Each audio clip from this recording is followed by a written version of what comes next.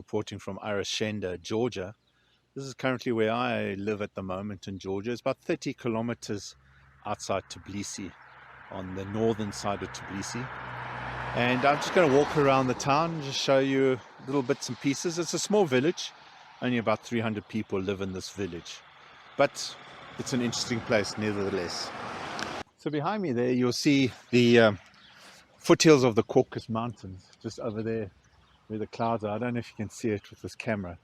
So just here is the foothills, and then about 80 kilometers is the main Caucus Mountains, where the main ski resorts are, etc., etc.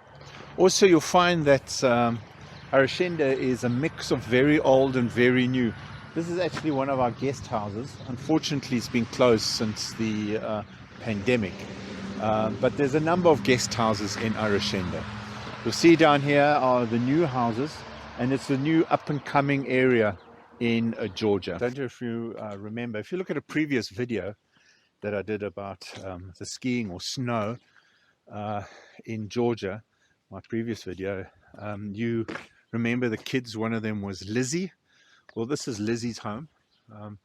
So Lizzie comes from a family, a typical family in Arashenda village, and as I say, there's a mixture of new up-and-coming wealthy people and farming type people that don't have the resources, which is a bit of a shame. But anyway, going up one of the main streets, as you can see with the snow, it is still winter here. We've been having snow for the last 2 days, not much, only about an inch, and we expect to have snow for the next 4 to 5 days. You see there's a big problem with wild homeless dogs. This is Sasha. Sasha, you'll see there's a tag in her ear, which means she has been spayed. We've been adopted by a number of dogs. In fact, we have 9 dogs that have adopted us, and whenever I go for a walk, these 3 follow me wherever I go. It's quite nice. It's like having your own bodyguard. So Dingo still needs to be done. He needs to be get his, what's taken out. His Dingo. That's why he hasn't got a tag in his ear. This is the old boy. We won't get him neutered. He's a bit too old for that. But he's also quite a loyal dog that follows us wherever we go.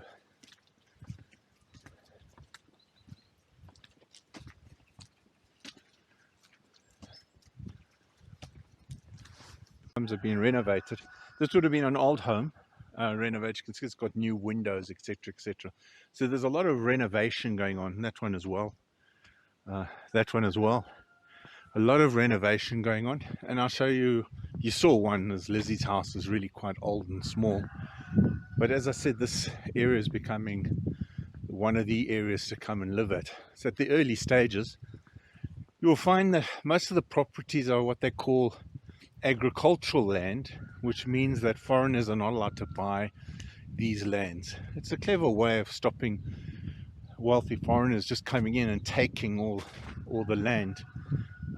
So if you're coming to buy here, you have to look for non-agricultural land to buy, which is quite hard to do. But if you try and dig, you'll get to find non-agricultural houses that has been built. Unfortunately, they are in disrepair. So they used to grow a lot of vegetables during winter, etc., etc. I see there's some vegetables in there, although it's broken. But since COVID especially, and since the war with Russia, there hasn't been really money to revamp these areas. And there's a lot of urbanization where people are leaving the country areas to go to the city. Here's an example of one of the new homes that has been built.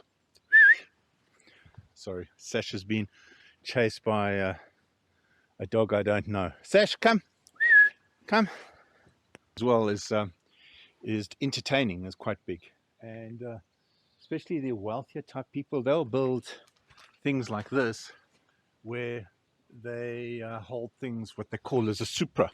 So a Supra is kind of, I don't know, entertaining with alcohol, with traditional foods, and it's a whole day affair. It's quite interesting. Georgian food, if you eat it every day, I find it can get a bit boring, to be honest, but it's very fresh, healthy, except they eat a lot of breads, and I'll show you how they make the traditional bread just now when I go into our little village. There's only really 3 shops in our village, but one of the shops is how we're making their rural bread. Area, there's a lot of subsistence farming, and you'll see this lady with cows.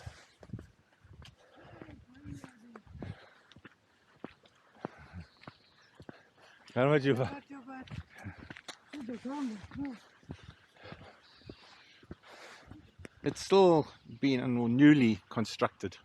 I can't really get in here. I haven't really seen if I can get in here. But the Georgians, they don't really have a traditional day to go to church. If any day is traditional, it's a Saturday that they go to church. But they're expected to go to church at least once a week. And it can really be any time of the week, whenever it's suitable for you. And generally, if you go past a church like this, you expect it to genuflex as you walk past like that, as a sign of respect for the church.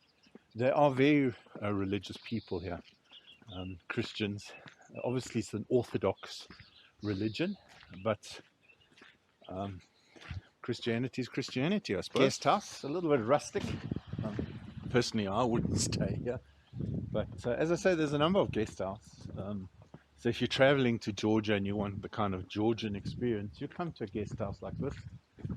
You would have traditional Georgian foods, etc., etc. So now we're moving down to the main road. If you turn left down this road here, you get to Arashenda village. It's about 3 kilometers down the road. That's our proper village, where there's pharmacies, doctors, supermarkets. Whereas where we are here, there's only really 3 shops, and I'll show you the shops now. Arashenda, they call this Arashenda station. It's really where you would catch the taxi service. They have municipal taxi service. The transport system here is actually quite jacked. I was surprised at the transport system. So they have obviously the underground in Tbilisi. Then you have a bus system from there. Then you have a large taxi system, and then you have a small taxi system. When I say taxi, it's not the traditional taxi like a cab. It's really minibuses which people take to and from. So the service here is not frequent. I think it's 1 an hour, but occasionally you'll see people staying there waiting for the taxi. Okay, the first shop we're getting to is this little shop here. And this is just what I'd call a corner cafe. It sells cigarettes and alcohol. You'll find that every single place sells some sort of alcohol. I have never really been in this shop, so I can't tell you what it sells per se. It's just a general wholesaler. The other place we're going to go to is where they make the traditional bread. It's called Shottipuri. And it's really the staple diet of Georgians, just like maize meal would be in Africa, or potato in Ireland. So Shottipuri is the traditional breads here. And it's like a canoe shape, cooked in a special oven. I'm going to ask the guy if we can have a look inside. He's allowing me to go in to photograph how they make that bread. But this is what the bread looks like. It's fresh. This one's hot. This is about 1 lari 20. So yeah, it's about 3.2 lari to the dollar, to give you an idea. As I say, it's warm. They just give it to you with bread. It looks like this. This is the other shop that we have. It's just a greengrocer, just like this. You'll find that they also drink homemade wines. It comes like this. And really it's quite strong stuff. This is their traditional cheese, I don't know what it's called, and honey, proper honey. It's amazing because everything you get in Georgia it's not manufactured as in a factory. It's actually fresh, proper green, proper food. Honey is honey, bread is bread.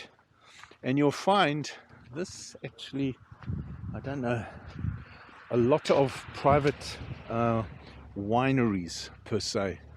So this is one here. It's obviously winter, so it isn't growing. Here you'll find there's roses underneath. They'll grow roses. They'll pick roses. I think the roses attracts the right insects for the wine. So yeah. So this is the vineyard, and in here must probably, that wine that I showed you on the ground is most probably manufactured from this vineyard. Have our walk done. This is a quick walk. This is where my little village has been built, and this is where we stay. It's still up, still being built. So yeah, from here I'll do some of my videos, and we'll explore different things. We'll explore some of the monasteries, some of the forests of Georgia. So stick around, look out for my website or my YouTube site, and we'll explore Georgia from here on in.